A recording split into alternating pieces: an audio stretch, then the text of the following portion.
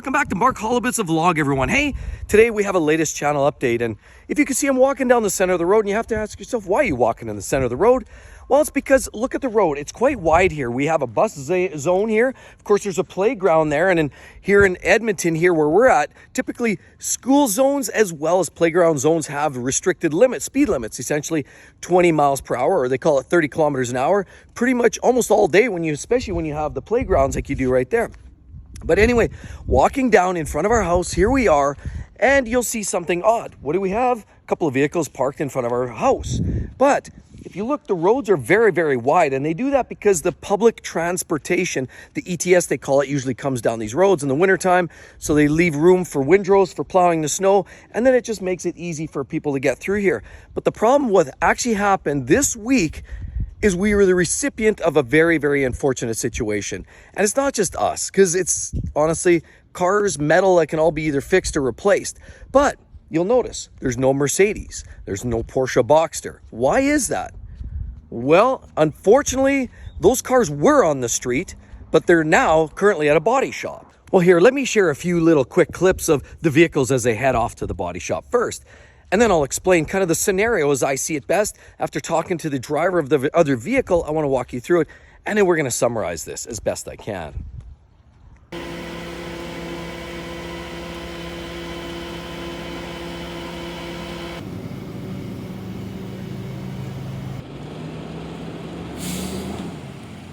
Let's take this from the top, and I want to walk you through, as best to my knowledge, after talking to the other drivers, and to my best knowledge, of course, my daughter was here, and she sort of was the first one on scene, saw what would happen, and of course, I just want to get your guys' take on this, and how can this possibly happen, but here we go. So here we are, the current owner is driving down this way. Of course, we had the Porsche Boxster and the Mercedes parked right behind it on the side of the road, just like you see there. Nobody was driving them, they were there. The driver's cruising along here as I'm walking right now. So they're driving along, and life's good. I'm sure they were on their cell phone or texting or leaned over to grab their purse or their something or another, I'm not sure. And then for some reason, around this point, I presume, they decided to take a trajectory change, and they sort of went straight this way, and what they wound up doing was smashed into the Porsche Boxster. So you end up having a situation where the entire side of the Boxster was wiped out. The Mercedes, the front clip was destroyed, and the fender, and it was a pretty banged up on the front end of the Mercedes as well. So how can this possibly happen? They're driving along here and they go swerve right over last second and literally take out both of our vehicles simultaneously. And what's really a head scratcher in all of this, when we spoke with the other driver, I know I talked to my daughter over the phone, she spoke with the other driver, and of course they alleged, and I say alleged because this is a 20 mile per hour zone, you should have no problem slowing down or stopping. Doesn't matter, you could lose your front axles and you should be able to get that vehicle down from 30 kilometers an hour or 20 miles an hour in no time flat. But they alleged that they all of a sudden lost their brakes. Lost their brakes, that's the story that the lady driver told my daughter on scene at the time. I show up 20 minutes later, I have to dart out of there, and I hustle down here to meet up and give my daughter a hand and getting this sorted out. And all of a sudden, her husband's there already, and now the news story is, oh, the front tire blew out. Even if you lost your front tire, even if you lost the axle, come on, like 20 miles per hour with a lane that's wide enough for 4 vehicles, and they find themselves swerving over and smacking our cars. Maybe, right? Maybe that's a possibility. And I guess that speaks to everybody's skill level. You know, some people are good at, winter driving and evasive maneuvers, and some people, have experienced that and can manage a car. Other people, they panic and they lose it. And, one little thing goes off the rails and they kind of freak out. Who knows what the circumstances were? But regardless, that was the story. And the worst thing was the story changed. So it makes me go, Even more interesting, all of a sudden, the husband and wife were there. Next thing you know, they're killing time. They're literally stalling because then another pair of friends or relatives or something showed up. Now there's 4 of them. Shortly thereafter, yet one more shows up. Now there's 5 of them all gawking, hiding off, huddling in their corner, talking about a storyline. Regardless of whatever it is, I'm not here. This isn't about, kind of the court of law thing. it all just seemed really suspicious. Now, anyway, now I can't say a whole lot yet because we don't know exactly how everything's going to pan out here in the given next bunch of weeks or months. But I'll tell you right now, first off, looking at it, the Boxster to me, probably going to be a gonzo. It's a 99 Boxster. Had good Ks on. It was a super clean car. So we kind of have a pretty good idea what it's worth. But essentially, given the level of damage, it looks like it's probably going to be wiped out. The Mercedes will be fixable, but herein lies the issue. Now, I know a lot of you guys in the US have other laws and things that regulate and support the consumers. Here we get, in Canada, we get fucked.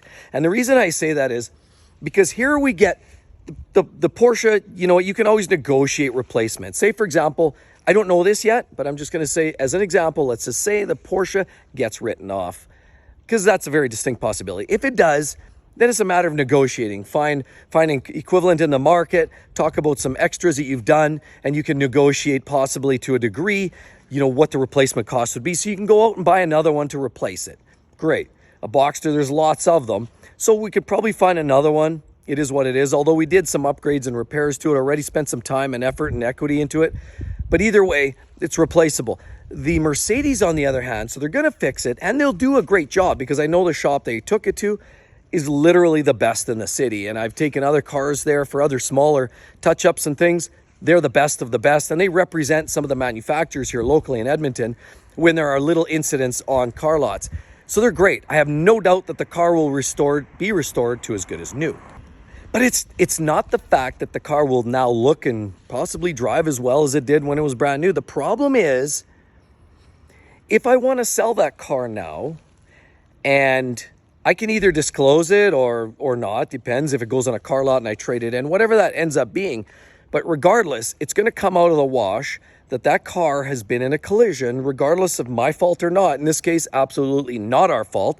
The other driver clearly piled right into our parked cars. But what that means is now it's got a black mark on the record. And what that means is diminishing value of that car. Now, I've heard in the US side of the border that they will compensate for that diminished value. Here in Canada, we get screwed.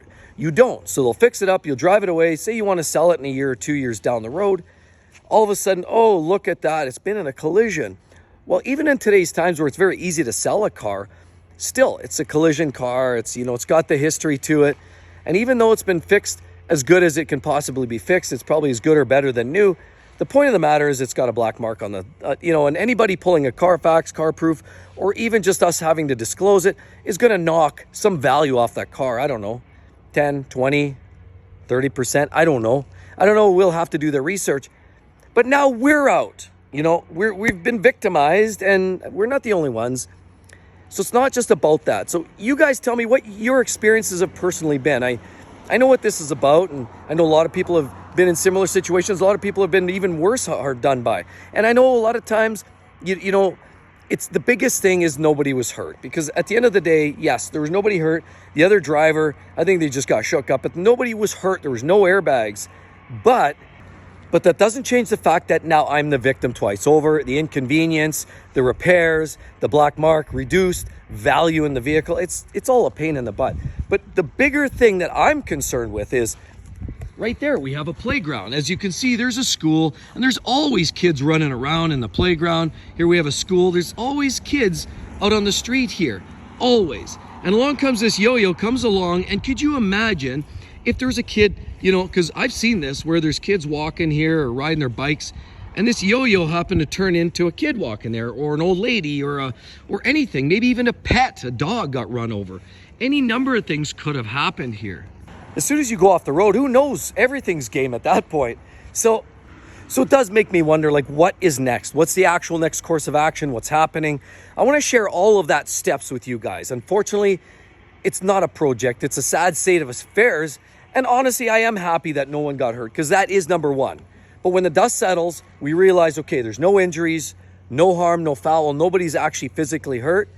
Now the conversations about the implications otherwise start kicking in. So I'd love to hear what you guys think. Have you guys ever been on the receiving end of something like this? You know, hard done by, maybe somebody drive by, did a side swipe on a parked car, or you get T-boned and they ran and you never saw from them again. I'd like to hear your stories and how it all came out. I know on the US side, they have a little different laws. On the Canadian side, I'd love to hear all of it. But you're definitely going to want to follow along the channel. And yes, sorry about the F-Type. I was actually going to post an F-Type video this week, but I felt like I had to get this out here. This is so relevant, so important. And yes, the Mercedes C300 is currently off the street. I don't know what's next planned for that. Sadly, the Porsche Boxster's also off the road. And with the sun shining like this, it's a real shame, because honestly, it's just nice to drive it. With that said, you know, another month from now, we'll be looking at winterizing it and storing it. So maybe it worked out in the end. Either way, let me know. Love to hear your comments. Please, guys, share it. But you definitely want to follow along. Share it with your friends, because this is going to be a little exercise in what can happen to anyone if you're the victim of a crappy driver. Hope to see you real soon. Catch you then. Bye-bye.